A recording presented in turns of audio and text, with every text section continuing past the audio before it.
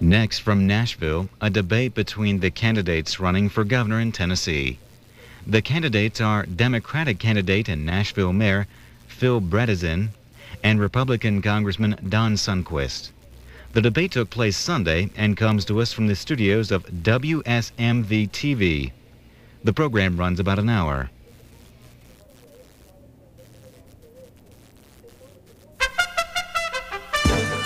Decision 94, a statewide debate between Phil Bredesen and Don Sundquist, candidates for governor of Tennessee. Now, live from Nashville, here's your moderator, Andy Pearson. And good evening, I'm Andy Pearson. Welcome to the 1994 League of Women Voters of Tennessee gubernatorial debate between Mayor Phil Bredesen and Congressman Don Sundquist. We're pleased to continue the League of Women Voters tradition of providing a forum for candidates to discuss the issues. The League of Women Voters is a nonpartisan political organization that encourages the informed and active participation of citizens like you in government and influences public policy through education and advocacy.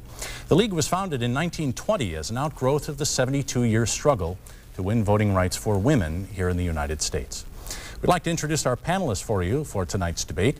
First, we have Jean Patterson from WBIR in Knoxville, Merle Purvis from WMC Television in Memphis, and Dwight Lewis from the Nashville Tennessean. Now, the rules of tonight's debate. Either I or a panelist will ask a question to the candidates, limited to 30 seconds. Each candidate will then be allowed 1 minute to respond to that question. And when a follow-up question is necessary, each candidate will then have 30 seconds to respond in that follow-up answer. Questions will be rotated among the panelists, and the League of Women Voters of Tennessee will determine if a round should be shortened due to time limitations, and the time of the candidate's response will be uniformly reduced. And we are joined tonight by a studio audience. The audience, however, will only be silent observers of tonight's debate, we hope, and will not be participants. Each of the candidates has agreed to be called Mr.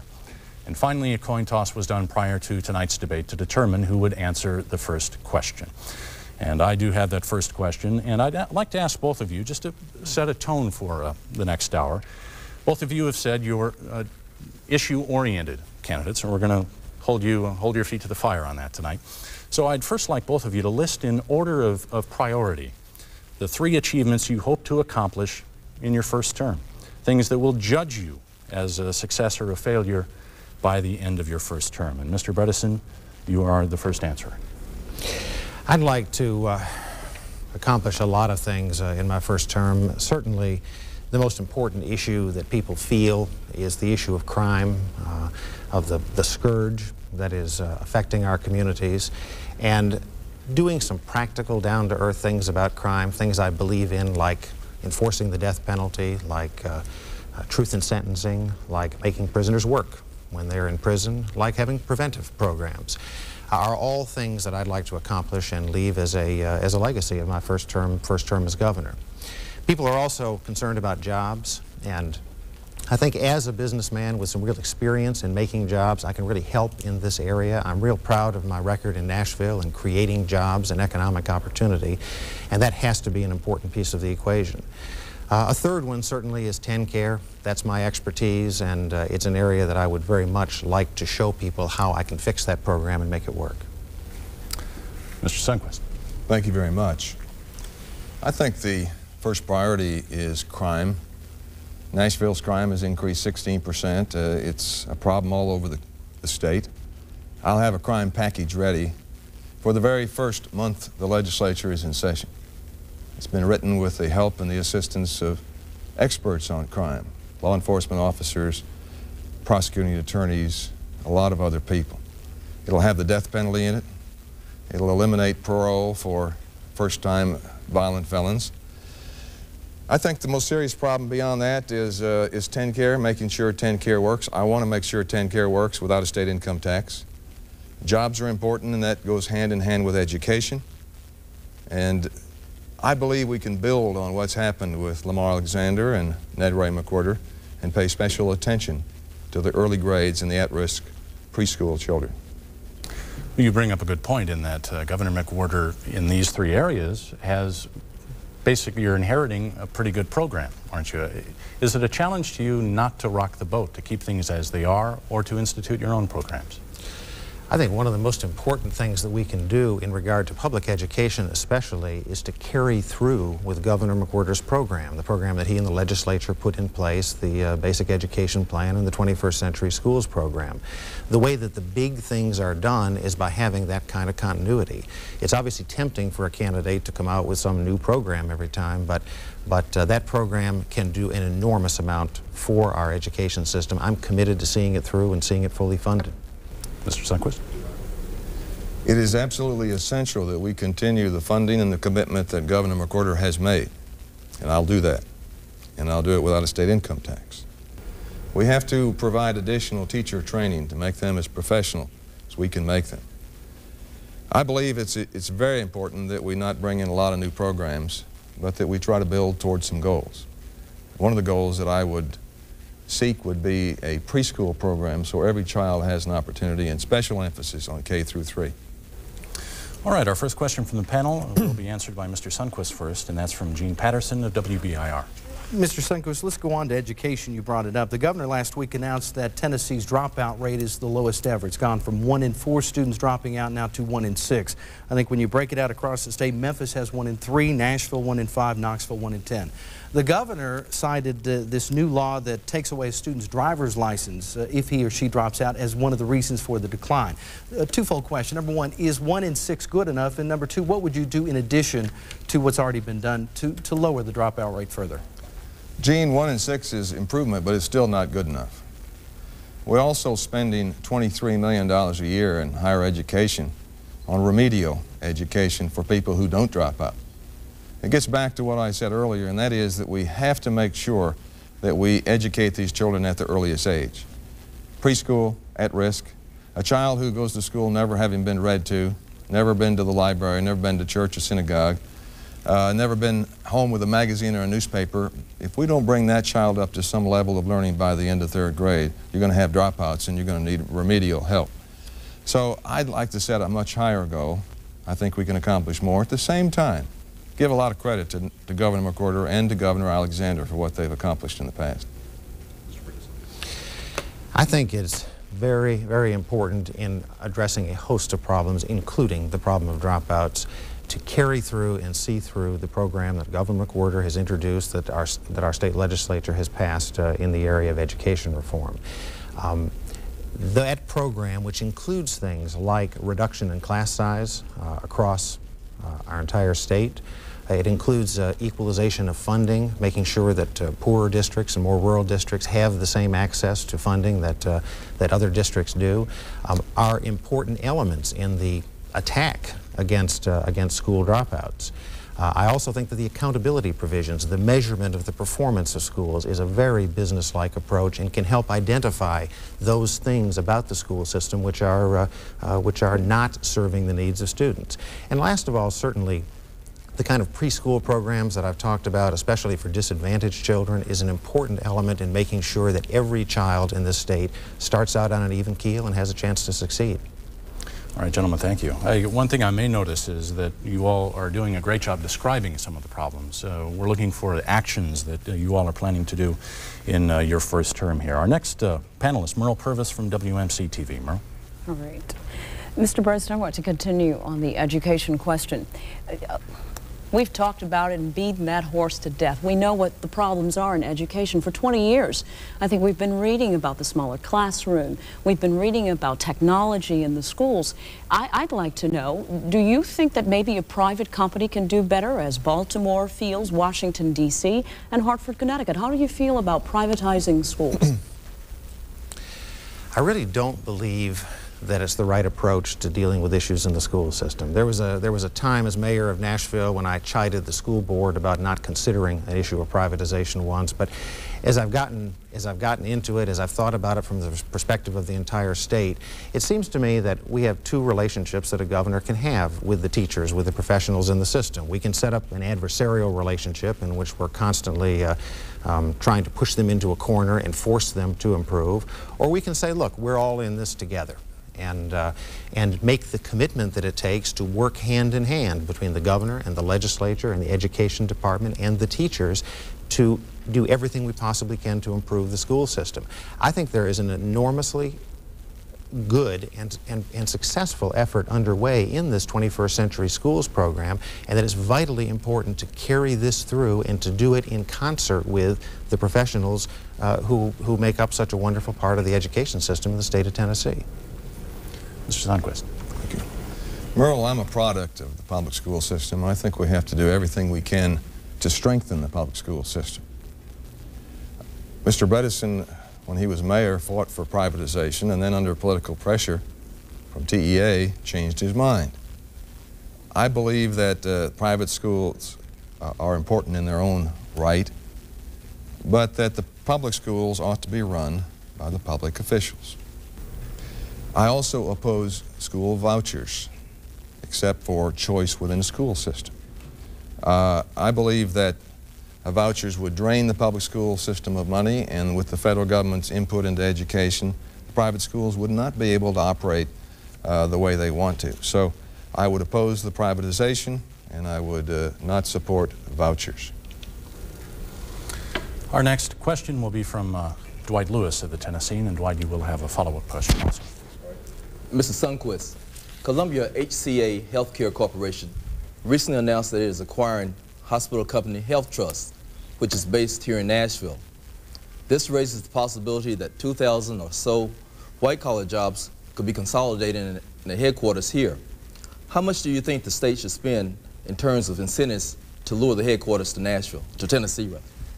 First of all, it's terribly critical, Dwight, that we do everything in this state to retain that company. It's not only important because it's a leader in healthcare, it's important because it will draw other healthcare investments into this community. I've told those leading that company that the day after the election, I want a meeting with them to talk about what their needs are and what the state can offer. I think it'd be inappropriate for me to say today what the state should offer, because we are competing with other states. But suffice it to say that we will do everything when I'm governor to make sure we retain that, and we will compute what it will cost not to have those jobs here, plus what it will bring to this community and this state to have it. We are a leader in this state in health care. We ought to retain that. Mr. Bredesen, please. The area of working through incentives to cause the relocation of companies is an area that I've had a lot of experience in. In the case of the HCA Columbia Health Trust issue, we have already put some ideas on the table to Columbia about how we might attract that company to Tennessee. I put them on the table as the mayor of Nashville.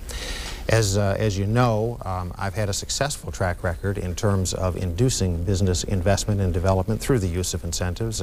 Opryland, for example, is building a new 1,000-room addition to its hotel complex here because of a package of incentives that made sense economically for the city, and we worked through in the process.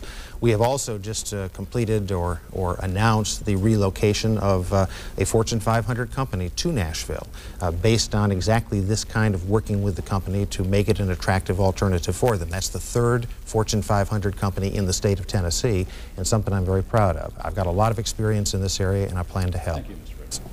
You have a follow-up, Dwight? Yes. Mr. Sundquist, you say that it would be inappropriate to say what some of the incentives might be. You don't want to say until you are elected governor.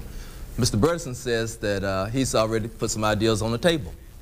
Voters might not want to wait until after you're elected governor to hear what you have to say. They might want to make sure that you don't give the state away, so why don't you say some things now? Well, let me tell you now, Dwight, some things that you can deal with in principle. I believe it's an essential ingredient of this state is that we recognize those who are already doing business here, not go outside the state to attract new, but to preserve what we have. That's the first thing in my economic proposal that we've distributed in great detail. We've talked about this. It's also important that we understand what a state can do. I will work with the local communities and states to make sure you have a number of things you have that we can offer as a state, but I will not sell the state out to get the operation. It won't take that. Thank you. Thank you very much. Mr. Bredesen?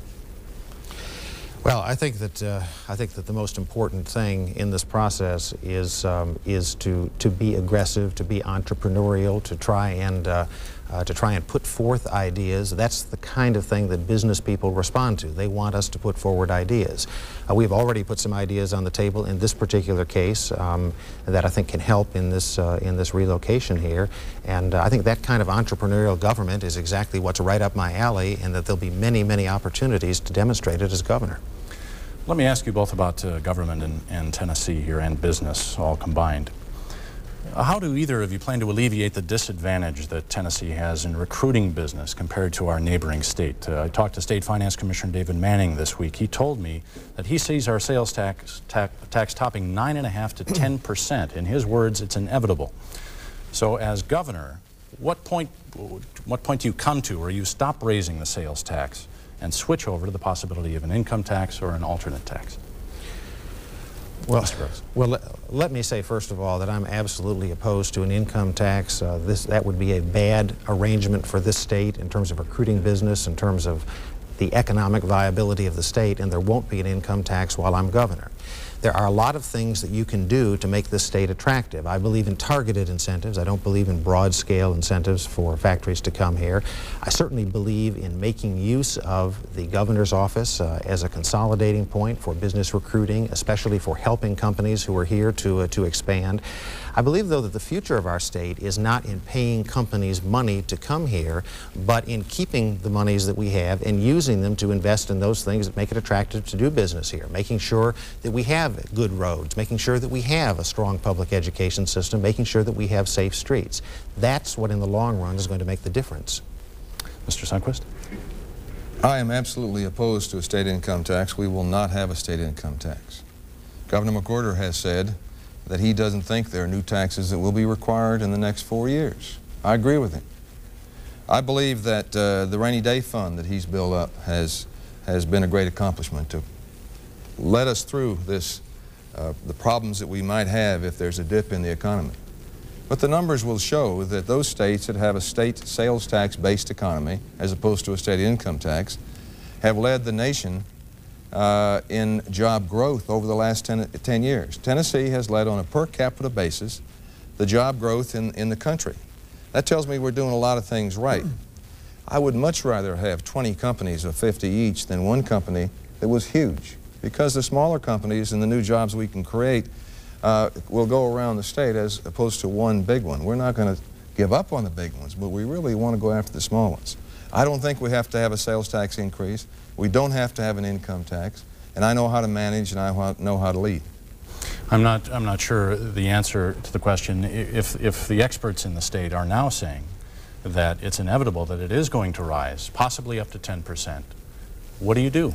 I mean, a 10% increase or a 10% rate must frighten a little bit. I just don't accept the basic premise of these so-called experts. It is not written in stone that state government has to increase, to grow in size every year. We're going to run the state of Tennessee just like any well-run business is. In good years, we can be expansive, we can undertake some new programs. There'll be a down year or two in the business cycle during the next 8 years when I'm governor, and we're going to pull our horns in and do the same thing that any well-run business has to do. It is absolutely possible to run this state without increasing taxes, income, or sales, or otherwise. Mr. Sundquist? Well, that assumes that's the only way you can get new income into a state. There are other ways of bringing income. Creation of new jobs, that means a healthy economy. Bringing more tourists into the state will bring more income into the state. Retirees locating in Tennessee, and there's some things we can do to improve that and to encourage that. We don't need more taxes in a higher state income tax or a state income tax or a higher sales tax. We don't need either one. We also can cut spending and manage better, and I'm equipped to do that as well. Our next question is from our panelist, Gene Patterson from WBIR in Knoxville. Gentlemen, let's talk about welfare reform. Right now, $1 in $4 in state monies goes towards some form of welfare in this state.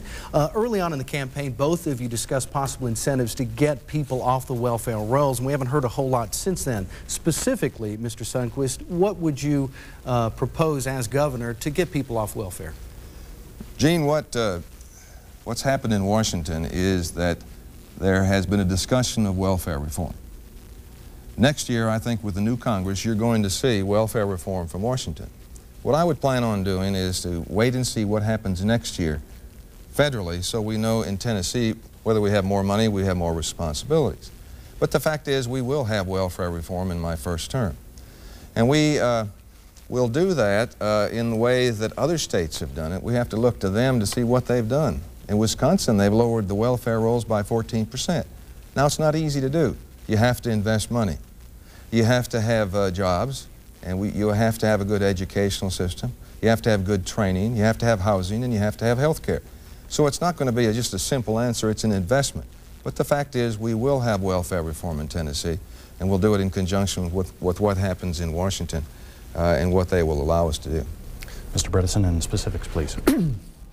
Well, I'd like to start out being more aggressive than simply waiting to see what Washington will do. That has not served this state or this country well many, many times over past years. And I think we need to develop, first of all, a Tennessee solution for Tennessee problems.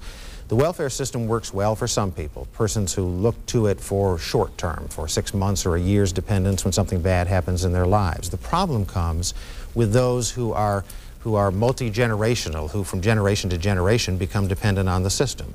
I think the way you break that is clear. You limit the term of benefits. Proposals range from 2 years up and down, and that's something which I think is important. Also, welfare ought to be a compact. If the state is providing you with money that you're unable to earn yourself, there are certain things you have to do back in return, including getting job training, for example, being willing to go out and interview for jobs as they're made available, and staying off drugs. These are things that we can put together here. We can seek waivers from the federal government. We don't have to wait for Washington to do something. Thank you very much. Merle Purvis from WMC. I'd like to follow up on the business and industry question. The both of you have said that you don't believe in spending a lot of state money to try to attract new businesses, but if you do not attract new businesses to grow the revenue pie, and we will have to grow it one way or the other, how do you do that without adding additional layers of taxes onto the businesses that are presently here? And not just businesses, homeowners, people who shop for groceries. How do you attract industry to grow the revenue pie? Well, first of all, we need to remind ourselves that Tennessee has done, under Governor McWhorter, a fabulous job of attracting new industries to our state. There are a lot of new companies who have located to our state. There are a lot of companies that have expanded and been able to provide additional jobs through additional investment in Tennessee. I truly do not believe that our future lies in the direction of trying to bid against Kentucky or Texas or Mississippi or Alabama for who can give the most money to a company coming to our state. Our future lies with taking the money we do have and putting it into maybe some targeted incentives, and I've done that as mayor of Nashville, but also into those basics that make it attractive for a company to be here. Basics like roads, like a public education system, like safe streets. That has to be the most important way of attracting business to the state of Tennessee, and is what I intend to do as governor. Mr. Sundquist. Merle, the best way to create jobs the quickest is to go to the people who have already created jobs in this state. 75% or more of the jobs that are created in this state come from existing businesses. So the very first thing I'll do is to put together teams to call on existing businesses to see if they're willing to expand, if they need some help in expansion. There's a frustration with governments today. It's too much paperwork. It takes too long to get permitting. I want a goal of taking no more than 90 days for permitting of expansion and all that goes with it. I want to have a goal in our administration of having a time when if an industry applies for permits and the state does not deliver that okay within a certain amount of time, there's a presumption of approval. Cut out the paperwork and the regulations. Go first to existing industries. We'll create the most jobs there the quickest. And then we will compete. But we're not going to give away the ship. Governor McWhorter hasn't. I won't either, because we can compete. We have so much to offer. Right to work state, good incentives, good workforce, good geographical location. Our next question from Dwight Lewis. Mr. Sundquist will answer. Okay.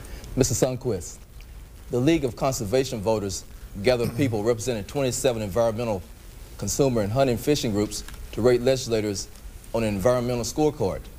You, Mr. Sundquist, rated a 4 out of 100 score last congressional session on your votes on environmental issues. How can you be expected to be a good steward of the state's environment when your record nationally is such a disappointment?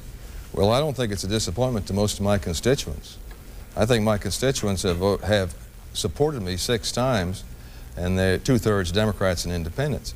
Because the scorecard you're talking about very often are issues that have no relevance, and most of the time I don't know of any relevance in Tennessee. I'm a fisherman and I'm a hunter. I believe in preservation of our resources.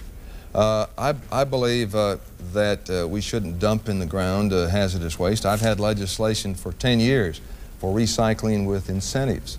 I believe that we also have to support those who are stewards of the earth, the farmers. There are those in this organization who would stop the use of fertilizer, who would stop the use of some pesticides.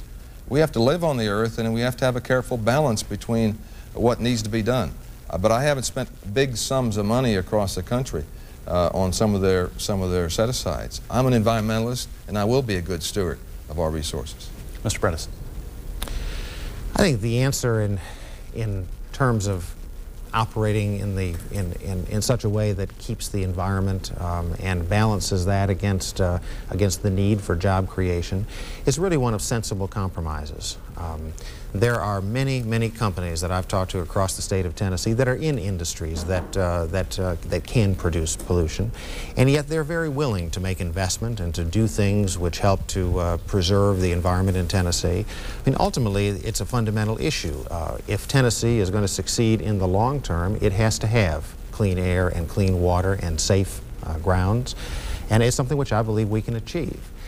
It's also important when we talk about environmental issues also just to talk about the parks. This is a beautiful, beautiful state, and one of the most important things we can do environmentally is to make sure that the state park system we have and the lands which people access in this state remain pristine and beautiful, and that's something I very much want to do. Our next question back to Gene Patterson, WBIR. Gentlemen, a recent World Health Organization study concluded that at current trends by the year 2020, one person would die somewhere in this world from tobacco-related illnesses. You know, as we all know, tobacco is Tennessee's #1 cash crop. And my question, as governor, would you support proposals that would wean tobacco farmers away from tobacco and toward other cash crops, or would you maintain the status quo? And I think Mr. Bredesen. All right. Well, certainly, we have a lot of farmers across Tennessee who look to tobacco as their primary cash crop. That's what buys the new car or the new tractor or sends the kids off to college. And I think it's very important for a governor not to do anything to hurt these farmers. At the same time, when I'm talking with them, I try to be honest and say, look, it is a declining crop. There's going to be a lot of pressure on tobacco over the course of the years ahead, and that one of the most important things we can do in Tennessee is to make sure that we bring the resources we have to bear at University of Tennessee and in other places to help these farmers find alternative ways to generate that kind of cash income. I think we have to be realistic about it. I'm not out in any way to hurt a tobacco farmer. I want to help them raise their tobacco now and also to find alternatives for cash crops that can support them and their family and their children in the years ahead. Mr. Sundquist, please. Mr. Bredesen suggested in East Tennessee that a good substitute for tobacco might be cabbage. I think the tobacco farmers of this state didn't find that much reassuring. I believe that tobacco being our #1 cash crop in a country where tobacco is not banned, people have a choice. There are other products that may be more harmful than tobacco. We sell a lot of tobacco overseas. It helps our balance of trade internationally. I support the right of tobacco farmers to grow tobacco. I think that it's important for this state, and people have an option to smoke or not smoke, or chew or not chew, as they depend. Mr. Sundquist and Dwight, I think you, Gene, I'm sorry, you have a follow-up. Yeah, let me just get you to expand a little bit more on that, Mr. Sundquist. You say they have a right to grow tobacco, but should the state promote the growing of tobacco? There's no federal money or state money in tobacco. It's not subsidized by the state. It's not subsidized by the federal government. And in terms of promotion, it is a very important cash crop to the state and to a lot of individuals. A lot of people have gone to school with tobacco because of tobacco, paid the payments on a farm because of tobacco, bought the family truck because of tobacco. I think we have a lot more serious problems in this country and in this state than trying to put a tobacco farmer out of business. Mr. Bredesen. I'd like to say, you know, I went to the University of Tennessee and talked to some of their experts in the Extension Service about alternatives to tobacco. I was trying to learn, and certainly the congressman is right. One of the suggestions they made was that cabbages, not obviously the whole solution, but that it was a high-value crop which grew on the same land, and I suggested that was one of the many, many possibilities. It is certainly not the entire answer, and I guess I'd say I at least have put one idea on the table as to what might happen with this, and the congressman just makes, is just making fun of the idea. What's your idea, Congressman? Thank you, Mr. Bredesen. Let's talk about TennCare. That was in your top 3 for both of you. TennCare is an experiment. There is the chance in the next governor's term that the federal government or the state legislature may pull the plug on TennCare, or the federal government may decide it's too expensive. What do you plan to do to make up the hundreds of thousands of dollars that might be lost if that happened? And I concede it is hypothetical. And Mr. Sundquist, please. First of all, my goal is to make TennCare work, and make it work without a state income tax. I've managed companies. I've been in government. I understand what's required. I believe it's important to look to the providers, first of all, those who haven't been involved in this solution, to see what problems they see and what suggestions they will offer. I think we have to have an oversight for MCOs in this state, so we know why it is that money is not flowing into the providers and people are going out of business. My presumption is that TennCare will work. My presumption is I will help make it work, and the federal government is not going to do it. And so it's not realistic for me to talk about what will happen when our responsibility now is to make TennCare work, and I look forward to assuming that responsibility. Mr. Bredesen? TennCare is the biggest pocketbook issue facing the state. I think the bottom line in this election about TennCare is whether you want, as the next governor, Phil Bredesen, who's been working in the field of managed care for 12 of the last 15 years, or whether you want Don Sundquist, who's been in Washington and Congress for 12 of the last 15 years. There are obvious things that we have to do to fix the problems with TennCare. It does need more provider involvement in the organization and operation of it.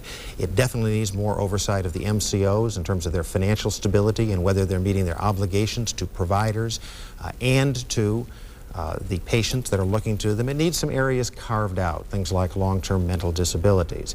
This is something I know how to do. Give me that program. I know how to run it. Our next question from Earl Purvis, and you will have a follow for Mr. Bredesen. Mr. Bredesen, following up on the TennCare question, because it is the largest transfer of money in this state's history, who would oversee the managed care organization? In your opinion, what's the best agency to do that? I think the best approach to overseeing the managed care organizations is probably within the insurance department of the state. MCOs are traditionally in other states regulated out of insurance departments, and they have a lot of similar characteristics. The important thing is to bring people in, though, that understand the regulation of managed care organizations, which are very different animals from typical insurance companies. That's something that I can do. I know exactly how that regulation takes place. I've been on the receiving end of it for the last 15 years. That regulation can really help with making sure that, that these MCOs do meet their obligations. If the history in other states is in any way repeated here, and I think it will be, some of those organizations are going to get in trouble, and we are not today prepared in the state of Tennessee to be on the front of that, to really be in a position to deal with those troubles when they occur. Mr. Sundquist. I think the insurance department is a logical choice. Mr. Bredesen said that he's been on the receiving end. He has. He's made a lot of money off health care.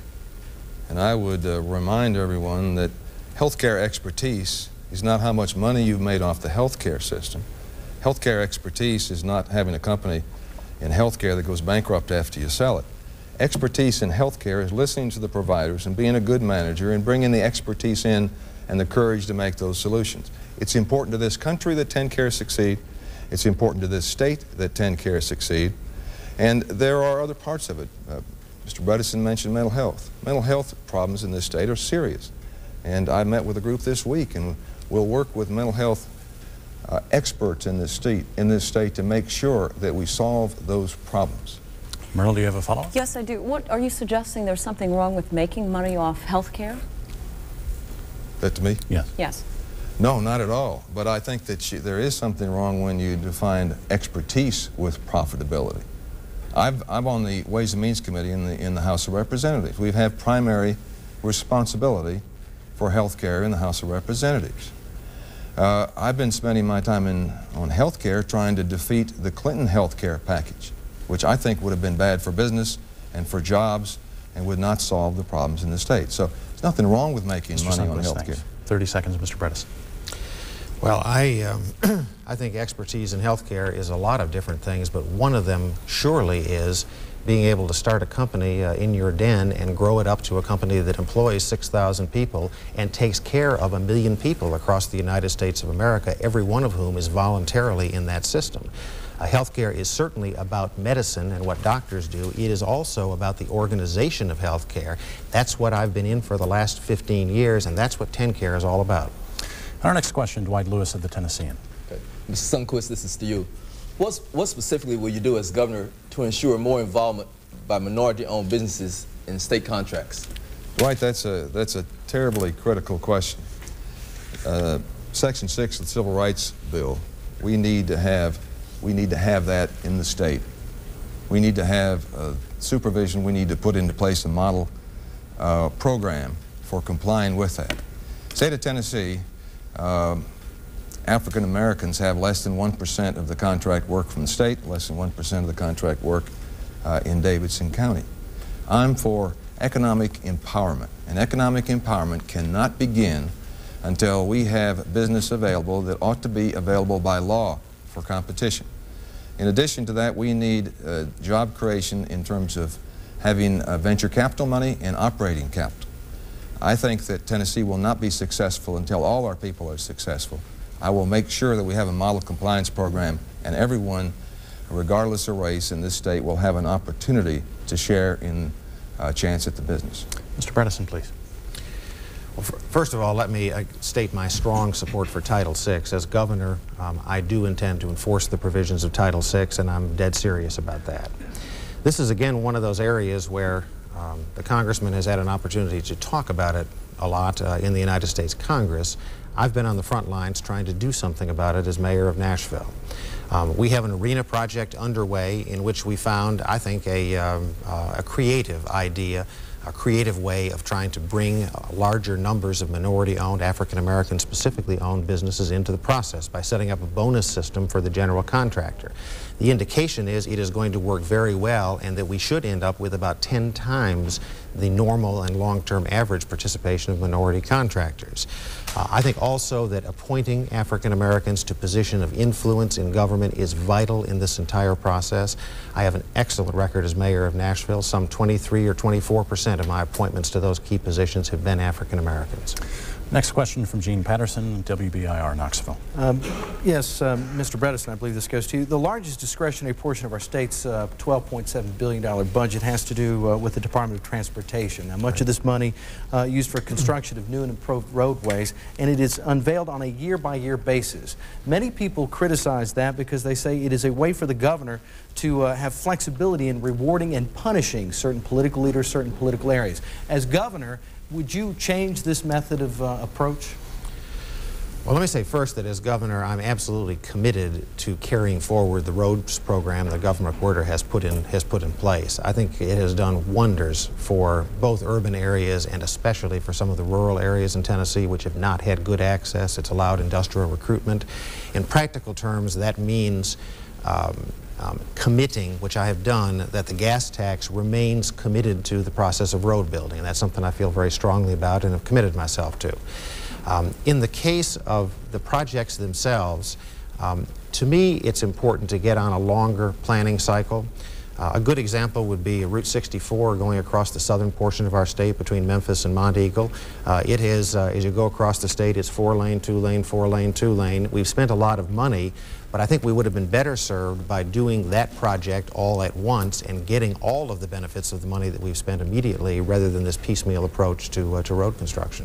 Mr. Sundquist? Gene, the Highway 64 is mostly 2-lane, unfortunately. I've been working on that for years, and there is a frustration with everyone there that we haven't completed it. We do have priorities, but I think we need long-term priorities for our transportation needs. People have a right to know what's coming. It's important that those priorities be set by the local communities in conjunction with the state. The gasoline tax ought to remain. I would also like to break the huge amount of money that we have in highway trust funds in Washington are being locked up there when they don't need to be locked up. It's important that we consider local roads and connector roads and work with local road commissioners in the counties because they have an important part of this as well. So I can assure you that I understand. I've traveled on the dusty roads and the four-lane highways. I will set as a priority a continuation of what Governor McWhorter has set as goals.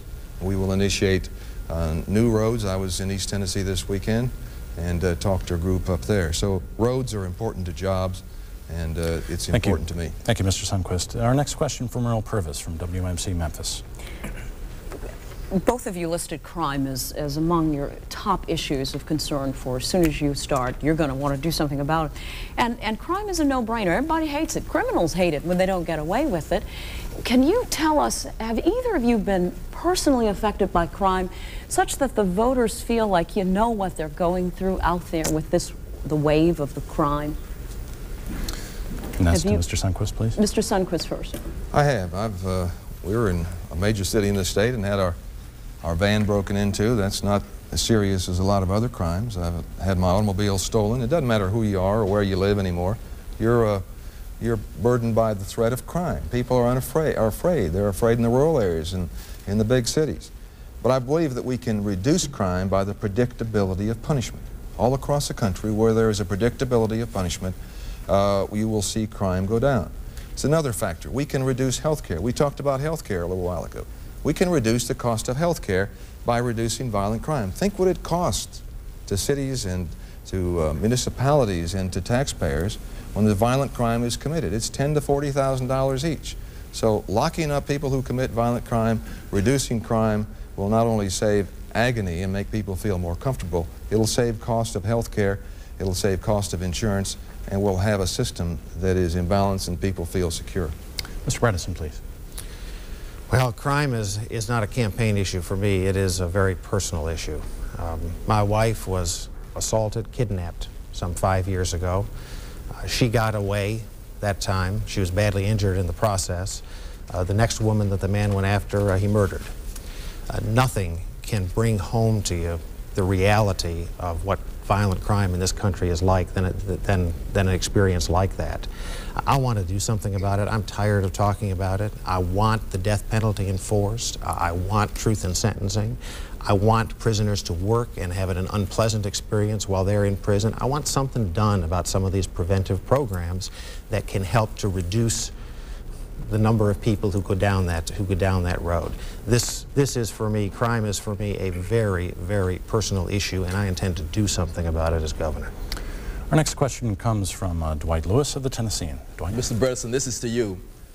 There's a retirement village in Memphis called Kirby Pines.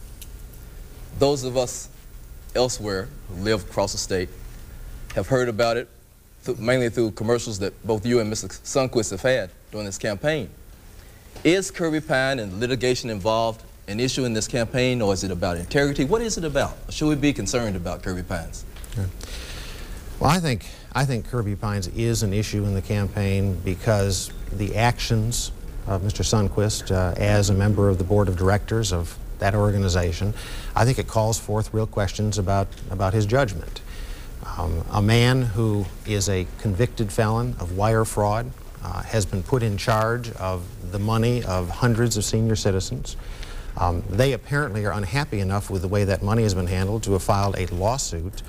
There's some 251 residents who have petitioned to become a part of that lawsuit.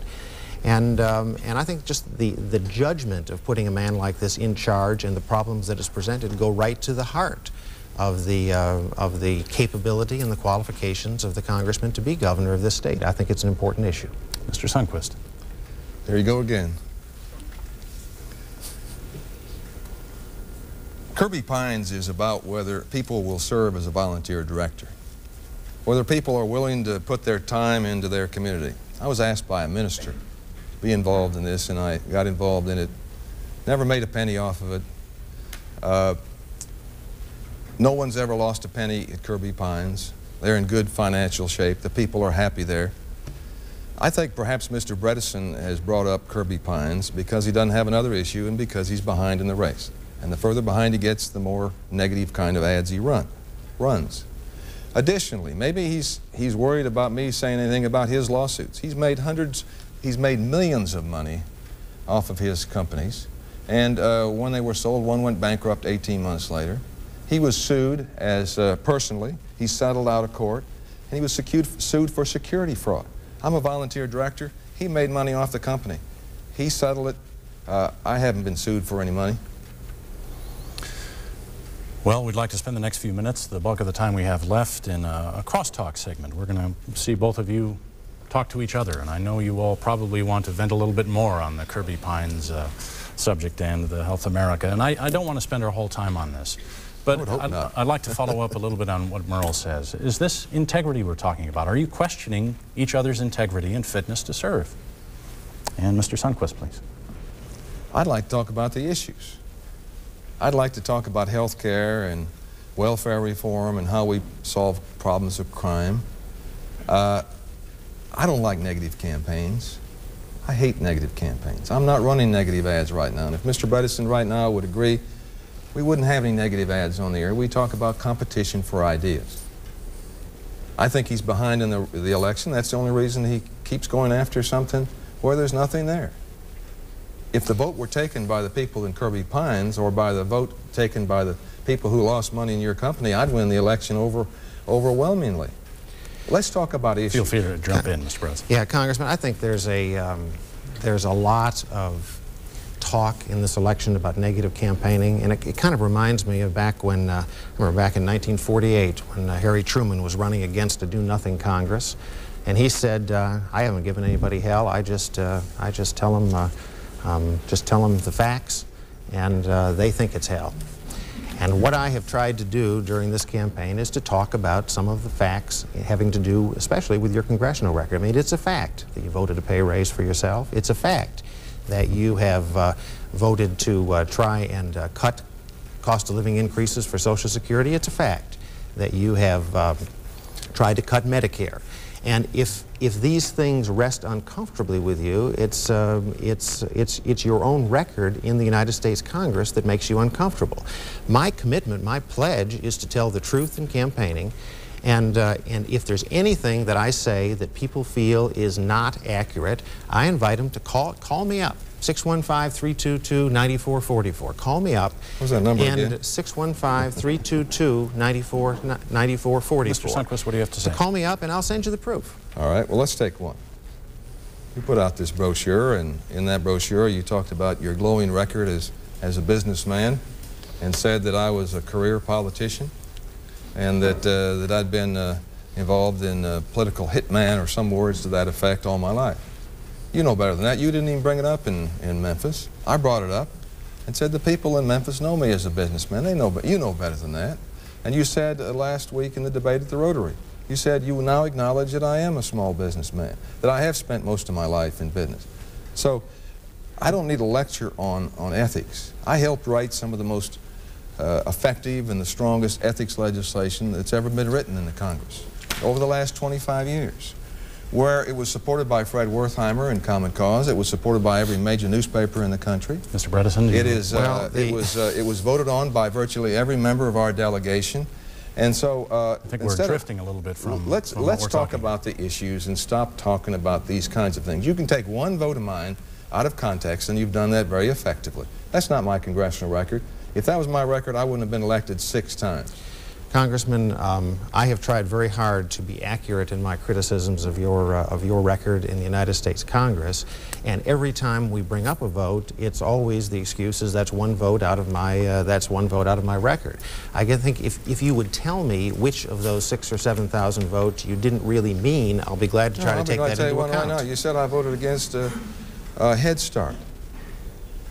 I voted for it every time except one time, when it was part of a huge package of expenditures that my constituents don't want me to vote for. Okay. If you go to, let me finish. Sure. Now, if you go to a store and to buy something you really want, and then you find out in order to buy that one item you have to buy the whole store, that's not a good deal.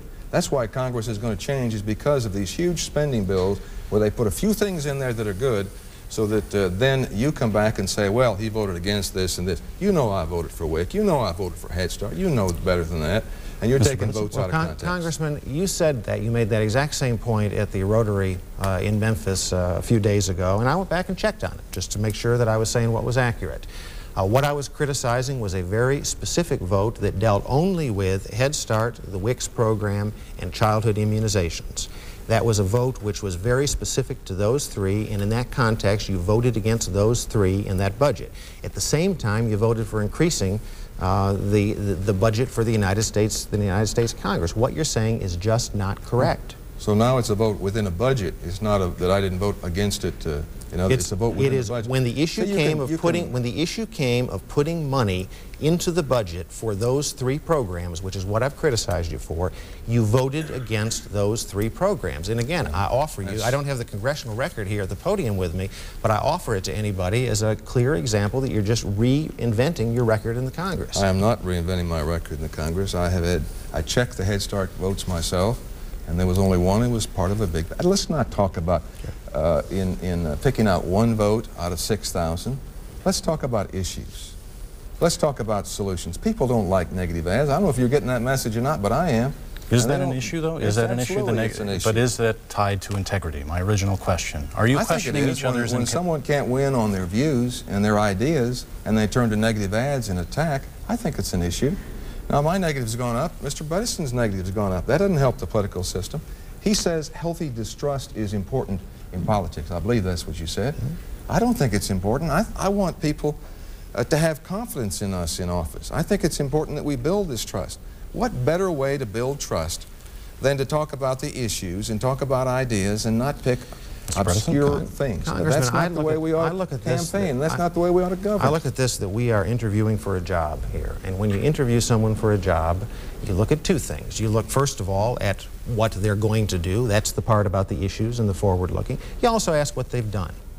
And I think that it is very fair and accurate and appropriate for either of us to inspect the previous record, especially in public office that we've had, and to be able to have comments on that. It's hard for me to imagine why pointing out that you voted yourself a $35,000 pay raise is negative advertising. That, by the way, is this, I presume, is the Ethics Reform Act you were talking about. That was the Congressional Pay Raise Act. Is that the one you're talking about? Well, you're inaccurate on your numbers, and you're inaccurate in a lot of other ways. But the fact is that the Ethics Reform Act that we passed was landmark legislation. Can I interrupt? I think we need to talk about state issues. All right, let me just finish federal up quite a bit here. It was important ethics legislation. I didn't make increased money. I released my tax returns 3 weeks ago. Mr. Bredesen has talked about releasing his. You can look in there. I didn't have an increase in income that year. I'm not in politics to make money. I'm in politics because I think public service is important, and I think we have to build trust, and a healthy distrust of politicians is not good for the system. Mr. Bredesen, I'm going to change track here in a few months, but go ahead if you want to. No, I just want to say, I mean, obviously, that bill that you're describing so glowingly is the Congressional Pay Raise bill, which was cloaked in lots of words about ethics reform. And I think, you know, only a congressman, and really very few congressmen, would claim that somehow ethics reform is voting yourself a $35,000 pay raise. It just isn't. In our first 40 minutes, we talked a lot about the state programs you're interested in implementing and improving what Governor McWhorter has given to you. I have a feeling that most people watching tonight don't think you can do that without raising something in taxes. Whether income tax is out, we know that. But how about a tobacco tax? Is tobacco off the chart? Do you see, you know, how are you going to raise this money that you're talking about? Well, I certainly don't think a tobacco tax makes sense when so many of our farmers are dependent on it as their cash crop. I just do not believe the assumption behind your question, which is that it is written somehow in stone that tax revenues always have to go up. One thing government is going to have to do is to learn to live within the revenue streams that it has available to it. At a cost of what? Excuse me? At a cost of what? At a cost of making choices among some of the various good things that government would like to do. We cannot simply go back and keep asking people for more taxes. We can't do like the U.S. Congress does and borrow a few $100 billion every year. We've got to make it work within the context of the money we have, and that's what you need a businessman for. Well, Mr. Bredesen has a record of raising taxes. That's been his pattern. He supported a payroll tax. He supported a state income tax. He has a record of supporting tax increases. I have not. I'm one of 27 members of Congress who voted against the Reagan tax package, the Bush tax package, and the Clinton tax package. People ought to be assured I'm not going to be the one that raises the taxes. We don't need it. We get $400 million almost of new money in the state this year. We can save 2% of our budget by good management. We can end the Public Service Commission. We can set priorities. I think we can save money. That's what families have to do. Small businesses have to do. They have to tighten their belt. We just have a little bit of time. I will work with state employees to find ways to save money. We will save money. We'll treat them as professionals. And we don't need more taxes.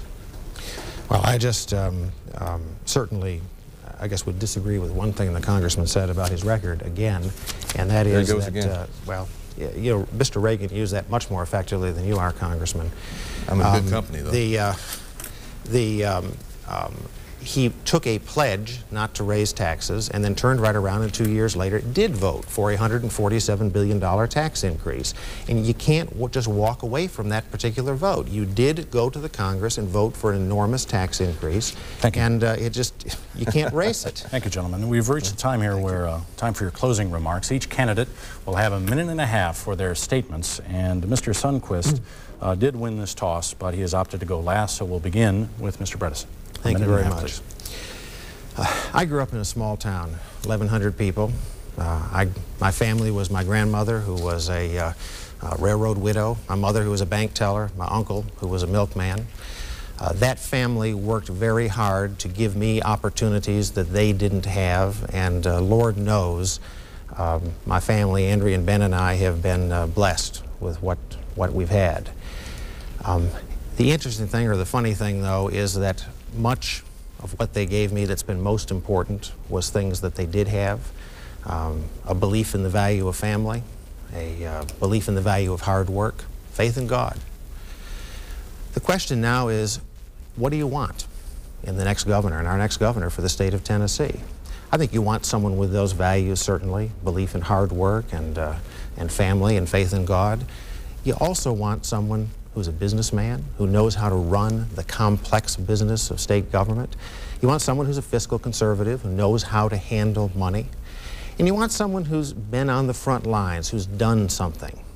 You want someone who's actually created a job, or actually improved a school, or actually managed health care, or actually fought crime in the real world, not just talked about it. I'm the only candidate for governor who has shown that he can be a successful chief executive officer in both business and in government. And I want the opportunity to interview for this job. That's what this is all about.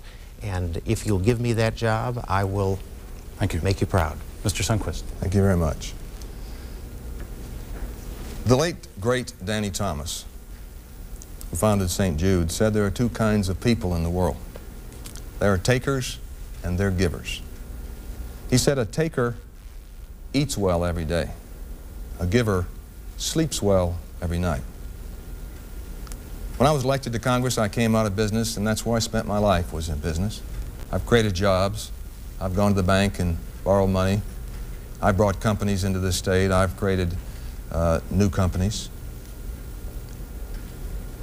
I serve in a district where 2/3 of the people are Democrats or independents. I said two things in 1982. I'll stay 12 years and come home and I'll vote my conscience, and I have. What I want for this state are schools we can trust, streets that are safe, good jobs and good roads, health care you can depend on. Last week, Mr. Bredesen asked for your vote by saying, I want your help, I want your vote so I can realize my dream. That's not what I'm asking for. What I'm asking for is your vote so we together can realize our dreams for Tennessee. I need your vote. I need your help. I'll be a governor in touch with Tennessee, a governor who has a proven record of being in touch with your values, and together we'll make Tennessee an even better state. Thank you. Thank you, Mr. Sundquist. And on behalf of the League of Women Voters of Tennessee, I'd like to thank the candidates for taking part in this debate, and thank you for watching. Hope you learn more about the two men running for governor and their views on the issues. And please vote. I'm Andy Pearson. Have a good night.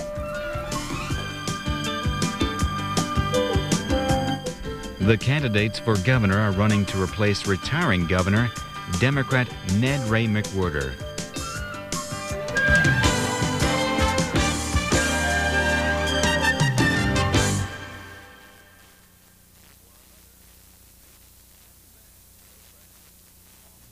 Tomorrow night on our companion network C-SPAN, we plan live coverage